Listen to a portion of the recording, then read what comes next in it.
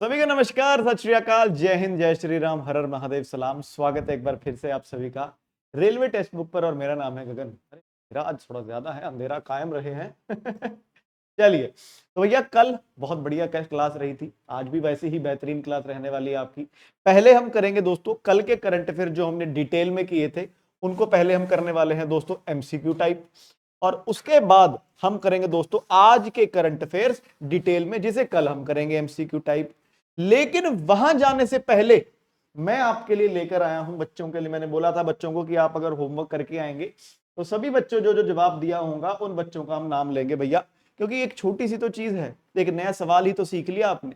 तो कल मैंने बच्चों को होमवर्क दिया था कि भैया ऑरेंज कैप किसने जीती, कितने रन, पर्पल कैप किसने जीती, कितने रन। तो दोस्तों वादे के अनुसार फटाफट फटाफट से आपको हम नाम लेते हैं बच्चों के। तो सबसे पहले किसने जवाब दिया था उस हिसाब से हम देखते हैं, इसमें पता लग जाता है सबसे पहले किसने दिया था। बट ऐसे मत टेंशन मत लेना, आप अपने टाइम से क्लास देखे जब देखते हैं। तो प्रताप सिंह ने बोला गुड मॉर्निंग सर जी, गुड मॉर्निंग। ये जवाब ही नहीं दिया, बताइए बताइए। ये देखिए, तो प्रीति कुमारी ने सबसे पहला जवाब दिया है कि भैया ऑरेंज कैप आरसीबी स्मृति वंदना 377 run, purple cap Sophie Devine 17 wicket, सबको पता है। तो इस बार महिला प्रीमियर लीग का चौथा एडिशन हुआ था जो कि आरसीबी ने जीता दिल्ली कैपिटल्स को हराकर। उसमें ऑरेंज कैप मिली है स्मृति मंदाना को 377 रन के लिए, और पर्पल कैप मिली है सबसे ज्यादा विकेटों के लिए सोफी डिवाइन को, जो कि गुजरात जायंट से है, वैसे न्यूजीलैंड की है। और किस किसने जवाब दिया देखिए, गुंजन राजपूत ने दिया, लेकिन गुंजन ने बताया नहीं कितने रन आएंगे। शोरू राज ने दिया, शोरू राज ने भी लिख दिया, शोरू राज ने तो कॉपी पेस्ट किया है। स्मृति ने सोफी सिस, बेटा नंबर भी बता। धीरा हीरा लाल ने भी नंबर नहीं बताया कितना। फिर बीसी सुमन ने बताया है, शीतल ठाकुर ने बेहतरीन फैक्ट जोन ने बताया है, आकाश राजपूत ने, रोशनी ने, सना धीरज ने, मोऊ रॉय ने, निशा परवीन ने बताया है, गोलू मीना ने बताया है, दीपाली शुक्ला ने बताया है, दिनेश यादव हैं, गिरीश पटेल हैं, पोरापू यशवंत हैं, के एम पुष्पा ने नहीं बताया, जिज्ञासा हल्दुनिया है, मेघराज हैं, सुवोस्क हैं, फिर महिमा मौर्य हो जाती हैं, तनु भट्ट हो जाती हैं, प्राजक्ता मुकाने हैं, कोमल गुर्जर हैं, महक हैं, no excuse, oh my God, Ashish Verma है, कोमल कश्यप हैं, सूजू वाघमोड़े हैं, राखी है। तो इन बच्चों ने दोस्तों जवाब दिए थे। तो ज्यादा कुछ दोस्तों एफर्ट नहीं लगता। अब ऐसा तो है नहीं कि भैया इसको जवाब देने के लिए आपको कहीं से चालान कटवाना पड़ा होगा, आई होप नहीं कटवाना पड़ा चालान, तो कुछ नहीं होता। और बस एक छोटी सी एक एक्साइटमेंट रहती है कि भैया होमवर्क दिया था, मुझे सवाल आता है। क्योंकि अगर नहीं आता तो आपने अगर देख के लिखा तो आज के बाद आप ये चीज भूलोगे नहीं। लेकिन कई बच्चे थोड़े से कूल होते हैं, होता नहीं कि क्या हो गया सर, होमवर्क तो नहीं किया। क्या हो गया सर, नोटबुक तो नहीं लाया। तो कूल वाले बच्चों को भी मैं बोलना चाहूंगा, बेटा वो स्कूल में कूलनेस छोड़ दो, अब पढ़ाई है, अब सिलेक्शन लेनी है, अब थोड़ा सा कूलनेस नहीं चलेगी, अब थोड़ी समझदारी से चलना पड़ेगा।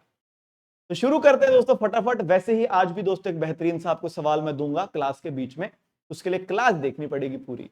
पीडीएफ आपको पहले ही मिल जाती है, ये है टेलीग्राम चैनल दोस्तों, गगन सर रेलवेज के नाम से टेलीग्राम चैनल है, यहां पर आपको मिल जाती है पीडीएफ। तो शुरू करते हैं पहले पिछले कल के करंट अफेयर्स के साथ। आइए, 10.10 सेकंड से कम समय में दौड़ने वाले पहले भारतीय कौन बने। तो दोस्तों पहली बार हुआ है कि कोई इंडियन ने 10.10 सेकंड का बैरियर क्रॉस किया हो, बेसिकली नेशनल रिकॉर्ड बना दिया है दोस्तों 100 मीटर की रेस के अंदर। तो ये किसने बनाया है रिकॉर्ड, चलिए 5 सेकंड रुकूंगा दोस्तों हर सवाल पर मैं। तो ये रिकॉर्ड बनाया है गुरिंदर वीर सिंह ने। किसने बनाया है, गुरिंदर वीर सिंह ने बनाया है। चलिए, तो जालंधर के गुरिंदर वीर ने 100 मीटर दौड़ 10.10 सेकंड से कम समय में पूरी करने वाली पहले भारतीय बन गए। तो उन्होंने कितना समय लिया था, तो उन्होंने ये 100 मीटर दौड़ने में एग्जैक्ट कितना समय लिया, नेशनल रिकॉर्ड बनाया है ना, तो कितने समय का रिकॉर्ड बनाया है, चलिए कितने समय का रिकॉर्ड बनाया है। मैं आवाज बढ़ा दूं थोड़ी सी, मुझे लग रहा है आवाज कम है। जी हाँ कम थी, 50 पर थी, ये कर दी हमने 80, थोड़ी सी कम होगी बट कोई बात नहीं।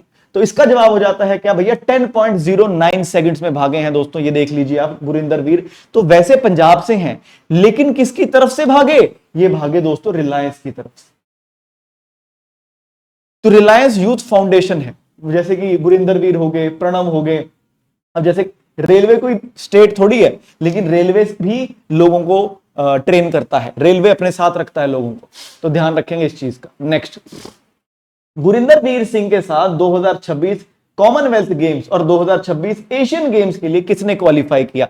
तो दोनों में क्वालिफाई करने के लिए आपको 10.16 सेकंड का दोस्तों टाइम लगाना था 100 मीटर का, और गुरिंदर वीर तो 10.09 कर गया, लेकिन एक और लड़का है जिसने 10.15 सेकंड का टाइम किया और वो क्वालिफाई कर गया।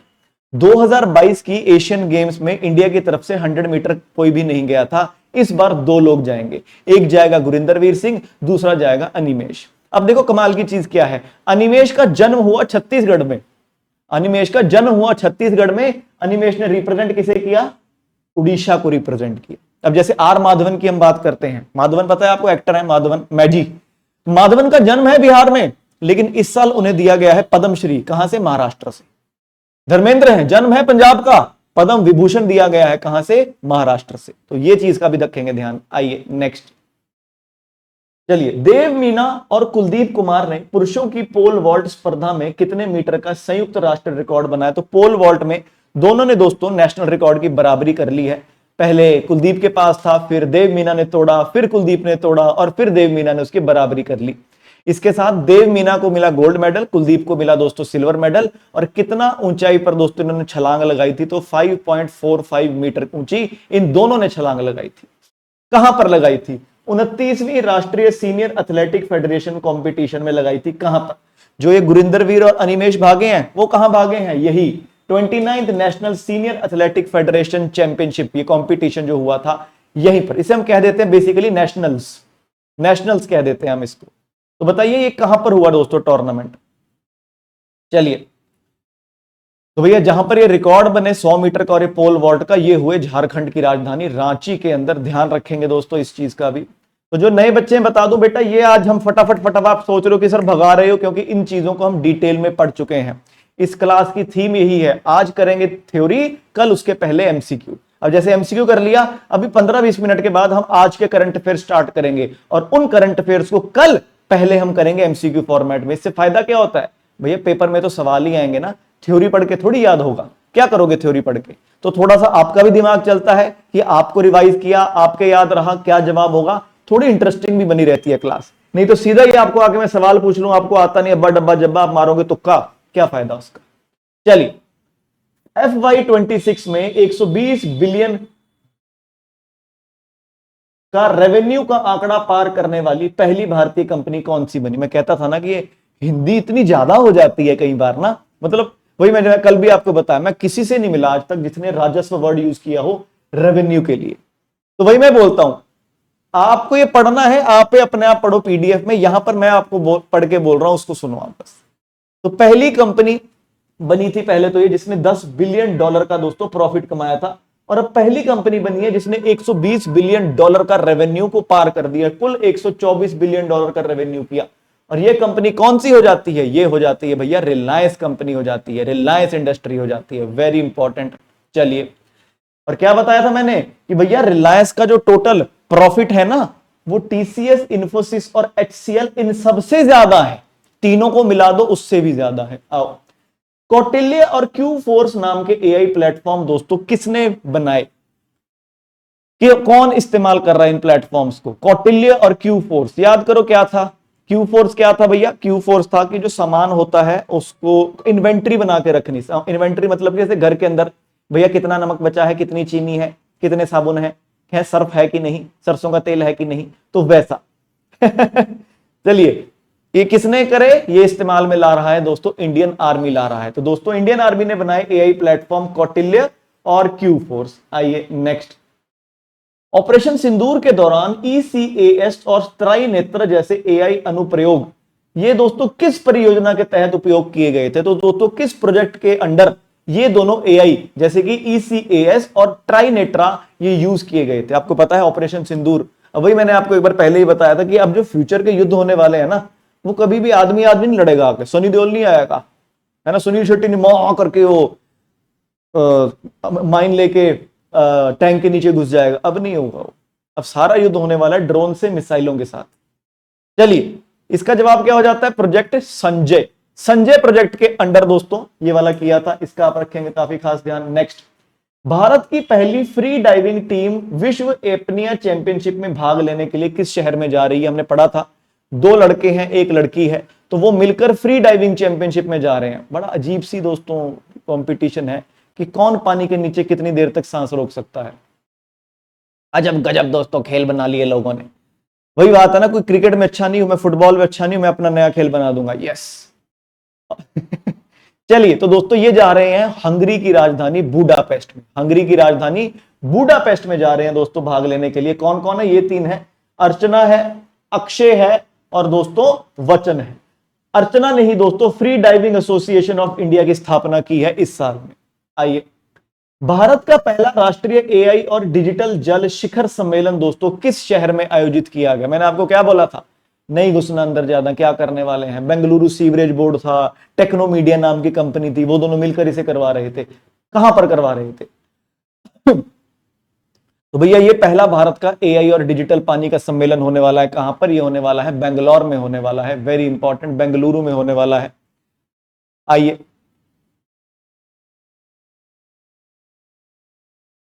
चलिए ये बताइए, कौन सा किला यूनेस्को ने बोला कि ये दुनिया की दूसरी सबसे लंबी कंटिन्यूअस वॉल है? कंटिन्यूअस मतलब कि निरंतर। चलिए भैया, सबसे बड़ी सबको पता है दोस्तों ग्रेट वॉल ऑफ चाइना है। अब तो केवल 8,800 किलोमीटर के लगभग बची है, वैसे 21-22 हजार किलोमीटर लंबी हुआ करती थी। तो बताइए दुनिया की दूसरी सबसे लंबी दीवार दोस्तों कौन से किले की दीवार बताई गई है? तो ये बताई गई है भैया मेवाड़ के कुंभलगढ़ किले की। कुंभलगढ़ का जो किला है, कुंभलगढ़ का जो फोर्ट है, इसकी दीवार बताई गई है कि ये दुनिया की दूसरी सबसे लंबी निरंतर दीवार है। 36 किलोमीटर के लगभग दोस्तों, कितना? 36 किलोमीटर के लगभग दोस्तों इसकी लंबाई है। तो भैया यूनेस्को द्वारा दुनिया की दूसरी सबसे लंबी निरंतर दीवार वाले किले के रूप में मान्यता प्राप्त कुंभलगढ़ किला राजस्थान के किस जिले में स्थित है? कौन से जिले में है ये? चलिए करिए कोशिश। कौन से जिले में है ये? तो भैया आपका जवाब हो जाता है राजसमंद जिले में है ये। तो जैसे मैंने आपको बोला 36 किलोमीटर लंबी दीवार है ये। राणा कुंभ ने इसे बनाया था दोस्तों। आर्किटेक्ट होते थे मंडन। आर्किटेक्ट को क्या बोलते हैं हिंदी में? वास्तुकार थे दोस्तों मंडन। और जैसे हमने बात की थी कि भैया 8,851 किलोमीटर की है, अब पहले दोस्तों 21-22 हजार किलोमीटर के लगभग हुआ करती थी। आइए अब करेंगे हम दोस्तों आज के करंट अफेयर स्टार्ट। ये है हमारी क्लास की थीम। अब देखो फटाफट, हमने 15 मिनट लगाया। हमने 15 मिनट में क्या किया? हमने आज के कल के करंट अफेयर्स की एमसीक्यू रिवीजन कर ली। अब हम करेंगे आज के करंट अफेयर स्टार्ट। पहले ही बता दूं, कुछ स्पोर्ट्स ज्यादा रहने वाले हैं आज, क्योंकि कुछ मैं देख रहा था कि जैसे हमने जब क्लासेस स्टार्ट करी दोस्तों, तो उससे पहले कुछ स्पोर्ट्स हो गए थे। उससे पहले हम रिवीजन करते थे दोस्तों, आपको पता होगा एनटीपीसी यूजी की। तो कुछ स्पोर्ट्स थे जो हमसे मिस हो गए थे, तो उनको कवर करेंगे। बाकी करंट अफेयर्स भी हैं, लेकिन पहले मैं देना चाहूंगा आप सभी को होमवर्क, और मैं आशा करता हूं कि आप सभी होमवर्क करेंगे। होमवर्क क्या है? आपको कमेंट में जवाब देना है। अभी वीडियो चल रही है, इसमें तो आप वीडियो चलती में भी जवाब दे सकते हो। तो होमवर्क क्या होने वाला है? बहुत प्यारा सवाल दोस्तों, स्टैटिक जीके का क्वेश्चन दूंगा। भारत में वर्ल्ड कप हुआ था 2023 का क्रिकेट का। भारत में वर्ल्ड कप हुआ था 2011। आपको पता है इंडिया जीता, आपको पता है ऑस्ट्रेलिया जीता, सबको पता है। आपको पता क्या बताना है? आपको बताना है कि यहां पर मैस्कॉट कौन थे इन दोनों में। मतलब 2 सवाल हो गए। 2011 का मैस्कॉट कौन था, उसका नाम क्या? 2023 का मैस्कॉट कौन था? ये आपके 2 सवाल होने वाले हैं। अब शायद 2023 के मैस्कॉट था फिर भी बता दो, 2011 के तो आप शायद बता भी नहीं पाओगे। ये फायदा है होमवर्क का, क्योंकि क्वेश्चंस ऐसे दूंगा ना कि आप सोचने पर मजबूर हो जाओगे कि यार ये कहां करना था, यार कहां था ये। इसको देखो, चीटिंग करो चाहे, लिखो, लेकिन उसके बाद कमेंट में लिखो, उससे क्या होगा? याद रहे। आइए शुरू करते हैं। पहला करंट अफेयर दोस्तों केरल से आया है। ये है केरल के नए मुख्यमंत्री वीडी सतीसन। तो इन्होंने दोस्तों एक प्रोजेक्ट जीरो की शुरुआत की है। मतलब केरल के होम मिनिस्टर ने की है वैसे, लेकिन केरल में हुई है। तो कह रहे कि करप्शन खत्म करनी है, भ्रष्टाचार खत्म करना है। कैसे करेंगे खत्म भ्रष्टाचार? कह रहे कोई भी आपके साथ भ्रष्टाचार करे आप कंप्लेंट कर दो। कह रहे जैसे पहले तो हम करते ही नहीं थे, आप पढ़ते हैं। तो केरल ने दोस्तों राज्य प्रशासन के लिए भ्रष्टाचार विरोधी पहल के रूप में प्रोजेक्ट जीरो को लॉन्च किया। इस कार्यक्रम में सतर्कता और भ्रष्टाचार निरोधक ब्यूरो के माध्यम से, यानी कि इस प्रोग्राम में क्या होगा? रिश्वत देते हो, कहीं साइबर क्राइम हो रहा है, विजिलेंस के प्रोसीजर हैं, कंप्लेंट करनी है, वो सभी कुछ दोस्तों विजिलेंस और एंटी करप्शन जो ब्यूरो है हमारा, जो गैर मतलब कि जो भ्रष्टाचार विरोधी ब्यूरो है, वो इसको देखेगा। तो देखते हैं भैया क्या करेगा। बोला तो है इन्होंने कि भैया खत्म कर दिया चीज। देखो भ्रष्टाचार एक ऐसी चीज है जो एक देश का कल्चर खत्म कर देती है। अब जो इंडिया में हरकतें करते थे, बाहर कभी भी थूक दिया, बाहर कभी भी फेंक दिया, बाहर जाकर जो फॉरेन कंट्रीज में जाकर बोलते हैं यार यहां नहीं ऐसा कर सकते, यहां तो फाइन लग जाता है। फिर यहां के कोई साफ जगह बोलेंगे लगिन रहा है इंडिया है, क्यों नहीं लग रहा? अबे तुम्हारी वजह से नहीं लगता है इंडिया है। अब प्रॉब्लम क्या है यहां पर? चलान काटो, 500 रुपए का नहीं कटेगा चालान, उसको 100 रुपए देकर आप साइड में हो जाओगे। This is the problem. तो ये भ्रष्टाचार को खत्म करना है। आओ तो भैया ये बोला कि सिटीजन्स को ही, नागरिकों को बोला कि आपके साथ किसी भी तरह का भ्रष्टाचार हो रहा है, आप सीधा आकर विजिलेंस और एंटी करप्शन ब्यूरो को बताओ। तो जो हमारा भ्रष्टाचार रोकने वाला ब्यूरो है उसको आकर बताओ कि हम आपकी कॉन्फिडेंशियलिटी बना के रखेंगे। कॉन्फिडेंशियलिटी का मतलब होता है आपका नाम कहीं नहीं आएगा, आप गुमनाम रहेंगे। हिंदी में बात करें, यह ढांचा भ्रष्टाचार संबंधित विशल ब्लोअर शिकायत करता हूं, कह रहे यहां पर हर तरह की करप्शन की बात होगी, चाहे फिजिकल ब्राइबरी हो, चाहे डिजिटल ब्राइबरी हो, किसी भी तरह का आपके साथ अगर भ्रष्टाचार किया जा रहा है, चाहे आप पेटीएम से पैसे दे रहे हो, आप कैश दे रहे हो, आप चेक दे रहे हो, आप किसी के नाम पर जमीन दे रहे हो, तो वो सभी जो चीजें हैं दोस्तों, इस चीज को ध्यान रखेंगे कि भैया अब पेपर में क्या बनेगा? सिंपल, प्रोजेक्ट जीरो घूसखोरी के अगेंस्ट किसने शुरू किया? केरल ने किया। सिर्फ इतना आएगा। ये तो मैं थोड़ा सा आपको एक्स्ट्रा बता देता हूं। फिर मैंने बोला ये आपके लिए जो पीडीएफ में पढ़ो, मैं आपको समझा रहा हूं जो चीज आप समझो बस। ध्यान रखेंगे दोस्तों, मुख्यमंत्री का नाम आप सभी के सामने है, लिख देता हूं मैं एक बार। तो मुख्यमंत्री का नाम क्या है? सन।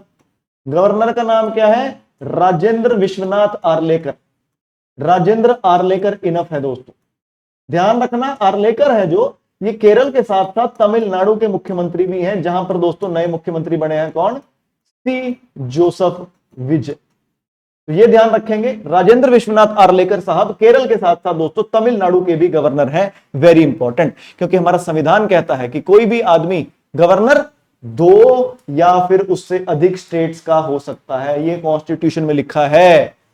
एक तो हम वैसे कर लेते हैं, कॉन्स्टिट्यूशन में क्या लिखा है कि कोई भी आदमी गवर्नर 2 या उससे ज्यादा स्टेट्स का हो सकता है। ध्यान रखेंगे इस चीज का। नेक्स्ट चलिए, अच्छा अगला सवाल करने से पहले मैं कहता हूं एक बार लाइक जरूर कर दीजिए यार। बढ़िया लग रही हो क्लास में तो खुद ही लाइक कर दिया करो, मेरा भी भाई का भी दिल खुश हो जाता है। आओ, लोकटक झील पता है सबको? लोकटक नेशनल पार्क, इंडिया का इकलौता floating national park. Keibul Lamjao national park, Loktak झील है। कहां है वो? मणिपुर के अंदर है। तो ऐसा है कुछ लोकटक, अगर आपको दिख रहा हो, ध्यान दे रहे हो, गूगल भी करना, आपको यही फोटो आएगी। ऐसा लगता है कि झील के ऊपर छोटे छोटे रिंग्स गिरे हुए हैं, छल्ले गिरे हुए हैं, गोल गोल, ऐसे गोल गोल छल्ले गिरे हुए हैं। ऐसा लग रहा है कि अच्छा वहां पर धरती ऐसे राउंड राउंड। वैसी ही एक गैलेक्सीज का गुच्छा ढूंढ लिया है जिसको बोला जाता है प्रोटो क्लस्टर। ये देखिए वैसा सा ही गोल गोल वाला। तो भैया इसकी खोज करी है एक भारतीय साइंटिस्ट ने, और क्योंकि वो लोकटक झील जैसा लगता है इसलिए उसने नाम ही उसका लोकटक रख दिया। क्या कोई गैस करने की जरूरत है वो साइंटिस्ट कहां से होगा? मणिपुर से ही है, जहां पर लोकटक झील है। आइए, तो भैया एक प्रोटो क्लस्टर एक बहुत शुरुआत का कह रहे कंसंट्रेशन होता है गैलेक्सीज का। बहुत सारी गैलेक्सीज होती है वहां पर, जो आगे चलकर एक गैलेक्सी क्लस्टर बना देती हैं कि बहुत सारी गैलेक्सीज आई फिर इकट्ठी होगी। ये बहुत सारी हैं, ये इकट्ठी होगी। फिर कह रही है गैलेक्टिकल लार्ज ग्रेविटेशनल बाउंड स्ट्रक्चर होते हैं यूनिवर्स में, और हंड्रेड्स और थाउजेंड्स ऑफ गैलेक्सीज इसके अंदर होती हैं। अब जैसे ना प्लैनेट्स हैं, वो सूरज के इर्द गिर्द घूमते हैं। क्या सूरज भी किसी के इर्द गिर्द घूमता है? बिल्कुल घूमता है। हमारा जो गैलेक्सी है जिसे हम मिल्की वे हैं, वो भी तो घूम रहा है, वो भी तो एक बड़ी गैलेक्सी का हिस्सा है। तो उसी तरह बोला कि बहुत सारी गैलेक्सियां होती हैं, गैलेक्सी के गुच्छे होते हैं, तो वो एक साथ आ जाते हैं और फिर वो आपस में गोल गोल घूमते रहते हैं। तो 100 हजारों गैलेक्सीज आपस में घूमती रहती हैं। ये गैलेक्सी के गुच्छे को कहा जाता है प्रोटो क्लस्टर। तो ये एक और प्रोटो क्लस्टर ऐसा दोस्तों रोनाल्डो भाई साहब ने ढूंढा नाम है रोनाल्डो। तो मणिपुर के वैज्ञानिक हैं रोनाल्डो लैशराम। इन्होंने एक इंटरनेशनल टीम को लीड किया और एक गैलेक्सी का प्रोटो क्लस्टर ढूंढा जो कि 12.6 बिलियन साल पुराना है। यह स्ट्रक्चर का नाम लोकटक प्रोटो क्लस्टर रखा, जो लोकटक झील है मणिपुर की उसके नाम पर। और जैसे बताया कि it existed when the universe was 1.2 billion years old. तो जब यूनिवर्स, अब यूनिवर्स की उम्र कितनी बोली जाती है कि यूनिवर्स है 13.8 बिलियन साल पुराना। 13.8 बिलियन साल पुराना। इन्होंने बोला जब यूनिवर्स छोटू बच्चा था, सिर्फ 1.2 बिलियन साल का था, तब ये वाला लोकटक प्रोटोक्लस्टर बन गया था। है ना इंटरेस्टिंग वाला करंट अफेयर। तो भैया रोनाल्डो है, मणिपुर से है, एक प्रोटोक्लस्टर ढूंढा उसने, उसका नाम रख दिया उसने लोकटक। चाहे आपको समझ ना भी आए ना प्रोटोक्लस्टर, आपके पेपर में आएगा नहीं प्रोटोक्लस्टर, हाँ अनटिल अनलेस आप पीसीएस का या फिर यूपीएससी का पेपर दे रहे हैं, तो फिर तो आपका बैंड बज गई। अभी हमारे जो एग्जाम्स होते हैं, चाहे एसएससी का दे लो, रेलवे का दे लो, बैंक का दे लो, स्टेट का कोई और दे लो, अपने में नहीं आएगा, अपने में बेसिक आएगा कि भैया किसने ढूंढा, रोनाल्डो ने ढूंढा। कहां से रोनाल्डो, मणिपुर से है, क्या नाम रखा, लोकटक प्रोटोक्लस्टर रखा, इतना ही आएगा। तो और पढ़ते हैं इसके बारे में। तो लोकटक प्रोटोक्लस्टर में कहता कि 4 कनेक्टेड कंसंट्रेशन है गैलेक्सीज की, ठीक है, 4 गैलेक्सीज के गुच्छे, 1 गुच्छा, 2 गुच्छा, 3 गुच्छा, 4 गुच्छा, और इस पूरे प्रोटोक्लस्टर में 4 गुच्छे हैं। और बोला कि क्योंकि ये लोकटक झील जैसा लगता है, इसलिए हमने इसका नाम लोकटक प्रोटोक्लस्टर रख दिया। तो भैया रोनाल्डो रिसर्चर है, नेशनल एस्ट्रोनॉमिकल ऑब्जर्वेटरी है जापान में, भैया जापान में काम करते हैं। कोई सुबारू टेलीस्कोप है और कोई जेम्स वेब टेलीस्कोप है, इन दोनों का इस्तेमाल करके रोनाल्डो ने लोकटक प्रोटोक्लस्टर की खोज की। ये बढ़िया लगा मेरे को करंट अफेयर, तुमको कैसा लगा? आई होप बढ़िया लगा हो। एक बार लाइक जरूर कर दो। आज अभी मैंने जैसे बोला स्पोर्ट्स आएंगे बहुत सारे, तो तब तक थोड़े से खतरनाक से कर लेते हैं। भैया भारत में गैस मिल गई, इस वक्त इतनी खुशी, क्योंकि भैया अभी एलपीजी कितना कर रहे थे हम, तो इंडिया में गैस का जोन मिला है कि भैया वहां से शायद गैस निकल सकती है। तो इंडिया ने नया गैस का जोन मिला है, कहां पर, राजस्थान की डांडेवाला फील्ड में। किसने ढूंढा है? इंडियन ऑयल इंडिया लिमिटेड ने ढूंढा है गैस फील्ड।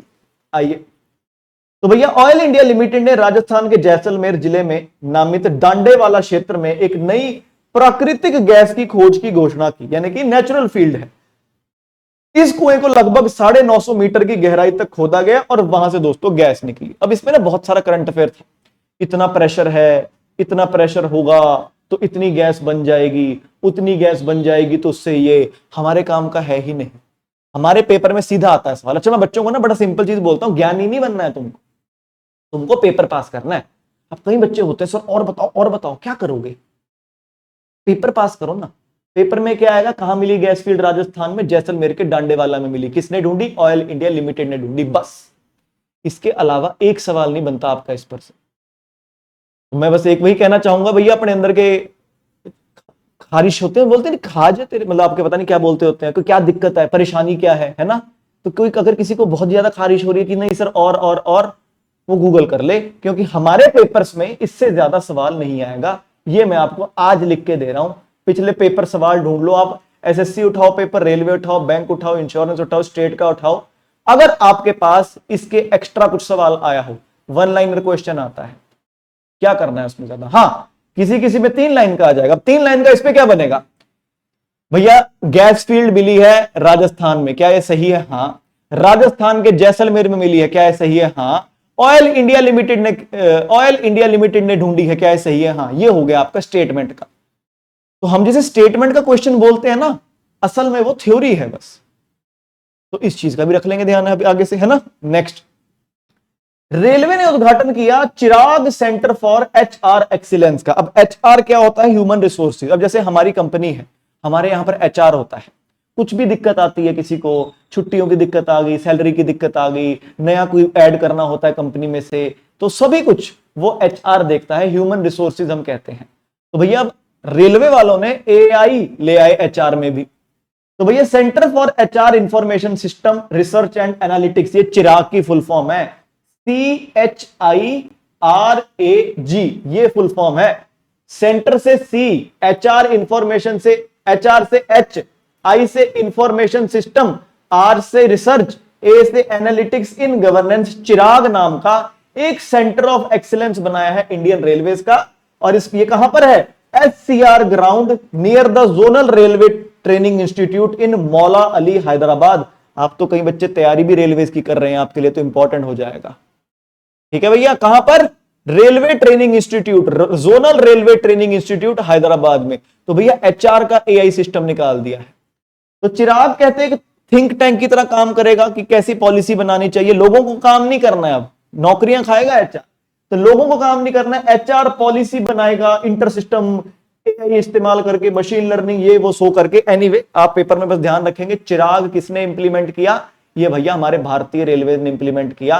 कहां पर है भैया? ये zonal railway training institute Hyderabad के अंदर है भैया चिराग। आज थोड़े से टफ लग रहे होंगे करंट अफेयर्स, थोड़े से टिपिकल हो जाते हैं। देखो हर बार ना वही बात है, पसंदीदा चीज नहीं होती, क्योंकि अगर सब कुछ ही पसंदीदा चीज हो फिर पढ़ने का मन करने लगता है और फिर पेपर पास हो जाता है। लेकिन यही तो गेल है, सब कुछ हमको अच्छा नहीं लगता। अब हम अपने टेस्ट के अकॉर्डिंग चीजें नहीं खाते, वैसे ही अपने दिमाग के टेस्ट के अकॉर्डिंग हम चीजें नहीं पढ़ते, फिर उनमें से सवाल आ जाता है, फिर हम बोलते हैं मैं कुछ भी कर लूंगा। लेकिन उस चीज को हम सिर्फ 2 महीने याद रखते हैं, तीसरे महीने से फिर छोड़ना शुरू कर देते हैं, क्योंकि वो जो दिल की दर्द होता है ना, 2 महीने में ठीक हो जाता है है ना।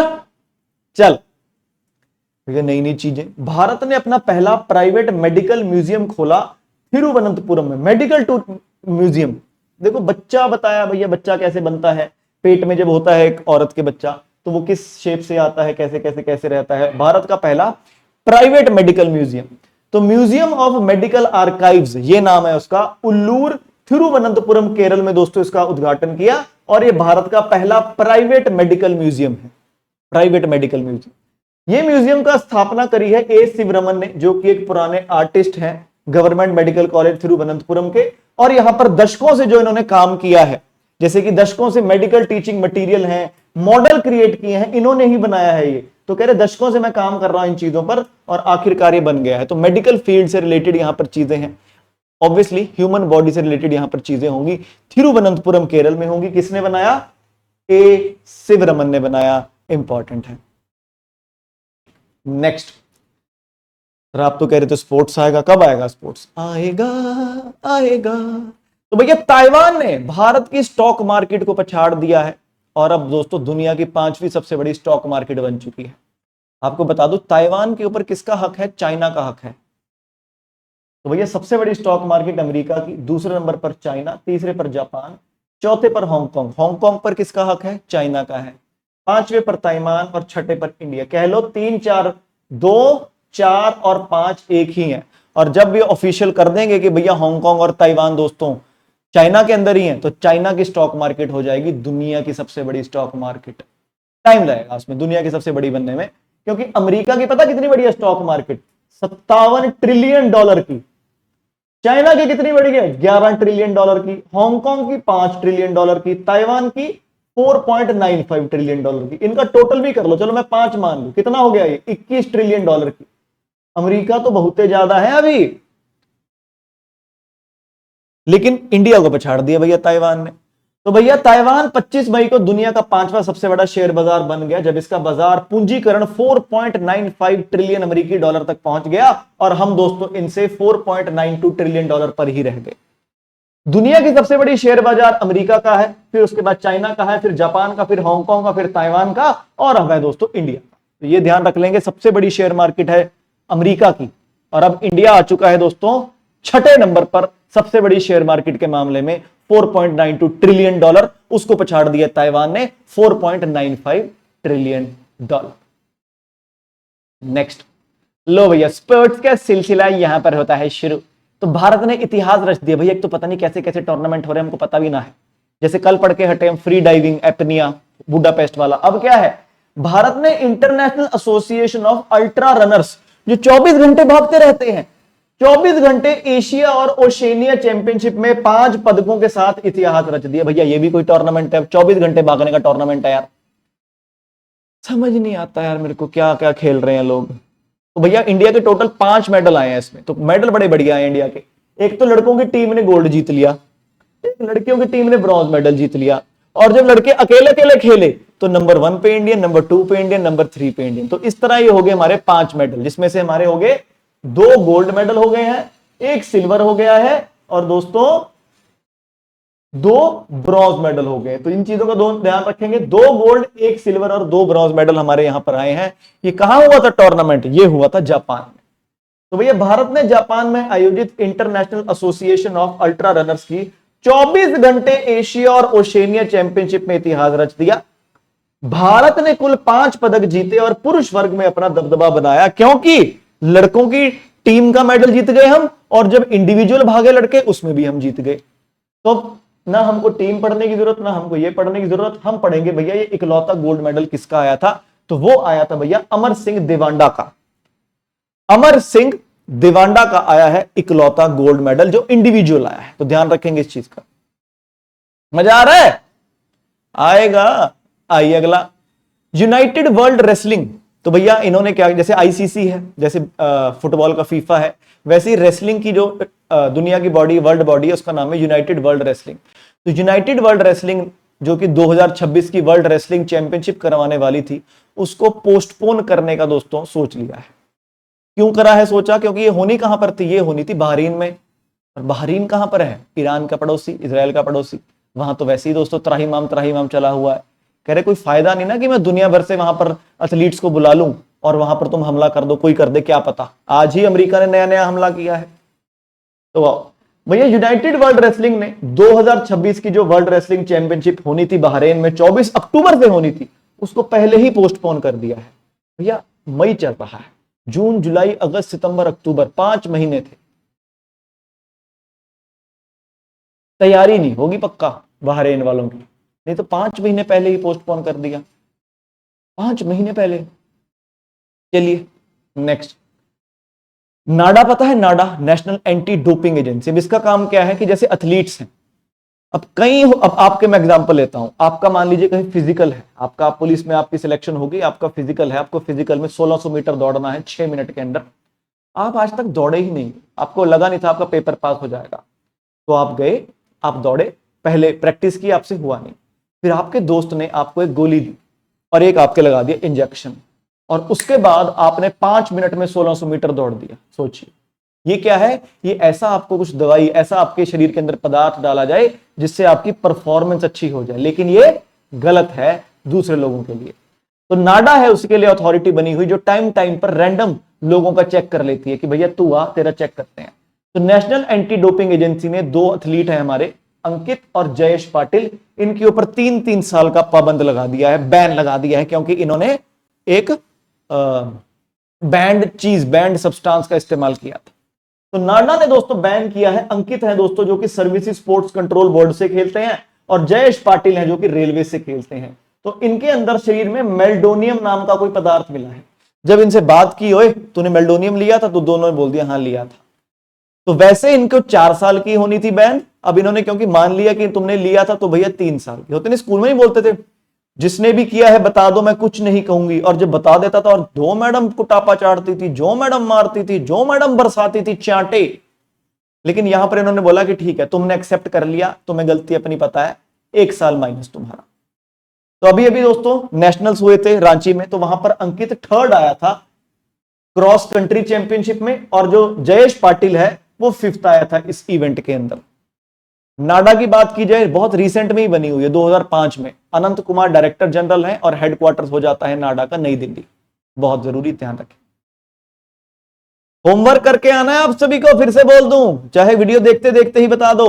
2011 और 2023 में 2 बार इंडिया में क्रिकेट वर्ल्ड कप खेला गया। मैस्कॉट कौन था, उसका नाम क्या था, वो चीज आप कमेंट में बताएंगे। चलिए नेक्स्ट, भैया ताश की भी चैंपियनशिप्स होती हैं यार। 5वीं एशिया कप ब्रिज चैंपियनशिप। तो भैया ताश में ना एक तरीका होता है खेलने का, कुछ गेम होती है, इसे ब्रिज कहा जाता है। तो 5वीं एशिया लेवल की ब्रिज चैंपियनशिप दोस्तों गोवा में होने वाली है अगले महीने से। 20 देशों के लोग दोस्तों ताश खेलने आने वाले हैं। ये फ्यूचर बड़ा क्रेजी है। हमारे माँ बाप के टाइम पर होता था कि मेहनत करो, पसीना है ना, पढ़ो पढ़ो पढ़ो, पागल हो जाओ, है ना, मेहनत करो पसीना। आज की डेट में कच्चा बादाम, कच्चा बादाम, दामा दामा, व्यूज, पैसा, बट ताश खेल रहे हैं। हमारे गांव के मेरे बूढ़े बाबाओं को पता लग जाए कि भैया ताश खेल के भी पैसा कमाया जा रहा है, वो तो पागल हो जाएंगे बेचारे। ऐसे ही 10-10, 5-5 रुपए लगाकर पेड़ के नीचे बैठकर खेलते हैं। चलिए बढ़ते हैं। तो भैया ब्रिज फेडरेशन ऑफ इंडिया, इन्होंने अनाउंस किया कि भैया 5वां एशिया कप जो ब्रिज वालों का होने वाला है वो 21 से 27 जून को गोवा में होने वाला है। हर 4 साल में ये टूर्नामेंट होता है और ये एशिया का ब्रिज का सबसे बड़ा टूर्नामेंट है। कई बार लगता है कि मैं यहां से हूं ही नहीं, गोला हमारा चेंज हो गया है। चलिए आगे चलते हैं। बढ़िया लग रही है क्लास? एक बार लाइक करते रहो और प्यारा सा एक कमेंट भी छोड़ दिया करो यार। चलिए जेनिक सिनर ने आग लगाई हुई है इस बार। इस साल में इंडियन वेल्स टाइटल जीता, फिर इसने मियामी ओपन जीता, फिर इसने मोंटे कार्लो मास्टर जीता, और अब दोस्तों इसने इटालियन ओपन भी जीत लिया है। तो इटली का लौंडा जेनिक सिनर ने नॉर्वे के लौंडे कैस्पर रूड को हराकर इटालियन ओपन जीत लिया है। जैसे ग्रैंड स्लैम 4 होते हैं ना, सबसे पहला होता है ऑस्ट्रेलियन ओपन, फिर फ्रेंच ओपन, फिर विंबलडन, फिर यूएस ओपन, उसी तरह ये जो छोटे मोटे टाइटल हैं, Miami Open, Monte Carlo, Indian Wells, Italian Open, इनको कहा जाता है एटीपी मास्टर्स। क्या कहा जाता है? ATP masters. तो ये होते हैं 9 टाइटल। तो दोस्तों नोवाक जोकोविच के बाद, जो कि सर्बिया का लेजेंड है, जिसके नाम 24 ग्रैंड स्लैम है, नोवाक जोकोविच के बाद सिर्फ दूसरा ही ऐसा आदमी बना है जिसने 9 के 9 ये टाइटल जीत लिए हैं। तो दुनिया के नंबर 1 कौन है? Jannik Sinner. उसकी रैंकिंग भी नंबर 1 है इसकी। तो जेनिक सिनर ने नोवाक जोकोविच के बाद करियर गोल्डन मास्टर को पूरा करने वाले केवल दूसरे खिलाड़ी बनकर इतिहास रच दिया। सभी 9 एटीपी मास्टर 1000 खिताब जीते। तो जो भी दोस्तों 9 के 9 खिताबों को जीत लेता है उसे कहा जाता है कि तूने अपना करियर गोल्डन मास्टर पूरा कर लिया। सर अब क्या इनको याद करें? नहीं बेटा, बस पता होना चाहिए कि सर ग्रैंड स्लैम में जैसे 4, एटीपी मास्टर है 9। ग्रैंड स्लैम याद करने पड़ते हैं कि सर ऑस्ट्रेलियन, फ्रेंच, विंबलडन और यूएस, ऐसे इनको आपको याद करने की कुछ भी जरूरत नहीं है। ठीक है, आइए नेक्स्ट। अब लड़कियों की इटालियन ओपन की बात कर लेते हैं। तो लड़कों में जीता इटली का जेनिक सिनर, हराया नॉर्वे के कैस्पर रूड को। लड़कियों में जीती यूक्रेन की एलिना, हराया अमेरिका की कोको गॉफ को। तो ध्यान रखेंगे, इटालियन ओपन का लड़कों में जीता कौन? जेनिक सिनर, हराया नॉर्वे के कैस्पर रूड को। लड़कियों में जीती भैया अलीना, कहां के एलिना? यूक्रेन की, हराया अमेरिका के कोको गॉफ को। बड़ा सिंपल। नेक्स्ट याद करो, इसको हमने पढ़ा था कि भैया एशियन वेट लिफ्टिंग चैंपियनशिप हुई इंडिया में, दूसरी बार हुई थी आफ्टर 44 ईयर्स। इससे पहले इंडिया में हुई थी 1982 के अंदर, नई दिल्ली में।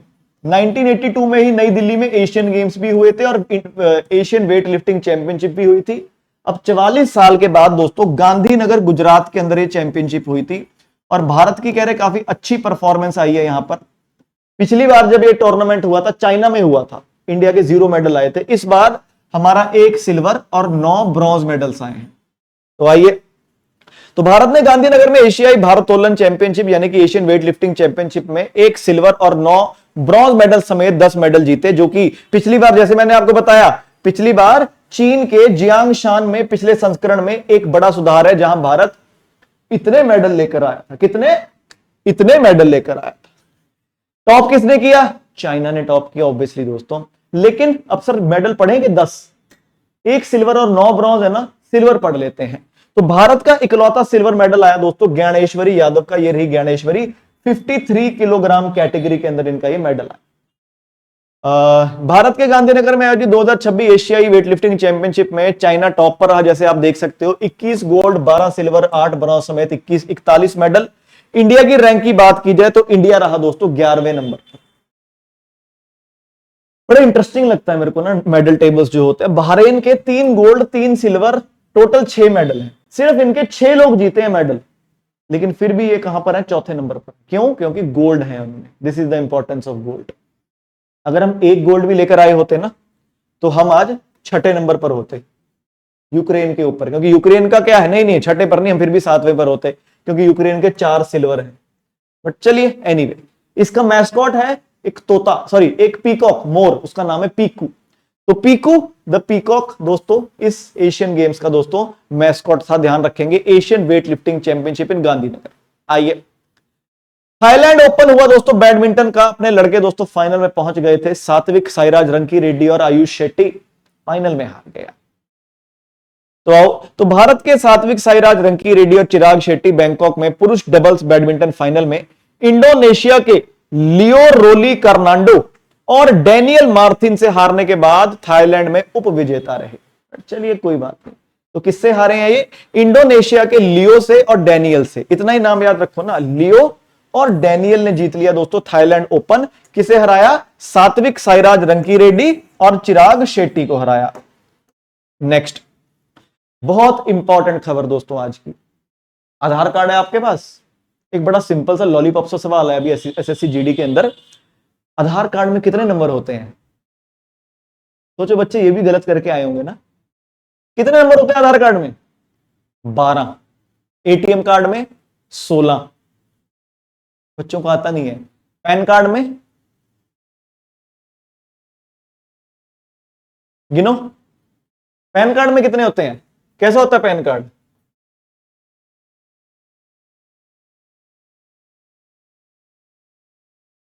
1 2 3 4 5 6 7 8 9 10, 10 होते हैं। गलत। नंबर तो 4 ही होते हैं, बाकी तो अल्फाबेट होते हैं। ये होता है पेपर में खेला, आते सवाल गलत करोगे। एनीवे, तो आधार कार्ड कौन बनाता है? UIDAI, unique identification authority of India. ये फुल फॉर्म है यूआईडीएआई की। क्या है? Unique identification authority of India, ये है दोस्तों इसकी फुल फॉर्म। और इसको नए सीईओ मिल चुके हैं, इनका नाम है सौरभ विजय। तो आइए पढ़ते हैं। तो आईएएस अफसर सौरभ विजय बन चुके हैं सीईओ यूआईडीएआई के। तो ये एक सीनियर आईएएस अफसर हैं जो कि महाराष्ट्र कार्डर से 1998 के। अभी रिसेंट में ना यूआईडीएआई ने दोस्तों आधार कार्ड का एक मैस्कॉट बनाया था, लॉन्च किया था। क्या नाम है मैस्कॉट का? कोशिश करो, सोचो मन में, कमेंट में लिख दो। उदय। उदय था दोस्तों मैस्कॉट। दोस्तों आधार का शुभंकर उदय था। और जैसे आपको बताया, यूआईडीएआई है जो, यही आधार को इशू करती है। और ये आधार एक्ट ऑफ 2016 के तहत दोस्तों एक स्टैट्यूटरी अथॉरिटी है, यानी कि संविधान में दोस्तों इसको मेंशन किया गया है, लिखा गया है दोस्तों इसको बाद में अमेंडमेंट के थ्रू। 12 डिजिट का दोस्तों नंबर होता है, ये आपको पता है। ये यूआईडीएआई ही दोस्तों इशू करता है। ये आपका आईडी प्रूफ है, आपके पते का प्रूफ है। ये सिटीजनशिप का प्रूफ नहीं होता, ना ही डेट ऑफ बर्थ का प्रूफ होता है, और ना ही आपकी नागरिकता का प्रूफ होता है। किस लिए काम आता है फिर? हर जगह मांग लेते हैं दोस्तों इसको, क्योंकि डेट ऑफ बर्थ का प्रूफ तो 10वीं का सर्टिफिकेट होता है ना। चलिए, तो ये थी भैया आज की क्लास। रुक कर जाओ, रुक के जाओ, होमवर्क तो ले जाओ। होमवर्क क्या बताया था मैंने कि भैया 2011 में भारत में वर्ल्ड कप हुआ क्रिकेट का, 2023 में हुआ। मेरे को बताओ इस बार मैस्कॉट कौन थे और मैस्कॉट का नाम क्या था। और जो भी बच्चे जवाब देंगे क्लास शुरू होने से पहले, जैसे आज उन सभी के हमने नाम पढ़े, कल भी सभी के नाम पढ़ेंगे। आज की क्लास थोड़ी खट्टी मीठी सी रही। स्टार्टिंग में बड़े टफ टफ से सीखे, एआई, प्रोटो क्लस्टर, क्या कुछ था, लेकिन बाद में बड़ा लॉलीपॉप रही क्लास। यही है दोस्तों, यही तो जिंदगी है, कभी खट्टी कभी मीठी, कभी उतार कभी चढ़ाव, है ना। क्लास अच्छी लगी हो कमेंट जरूर करके जाया करो। टेलीग्राम आपको इस चैनल पर अभी जाओ, मिल जाएगी पड़ी हुई। सभी को नमस्कार, जय हिंद, जय भारत।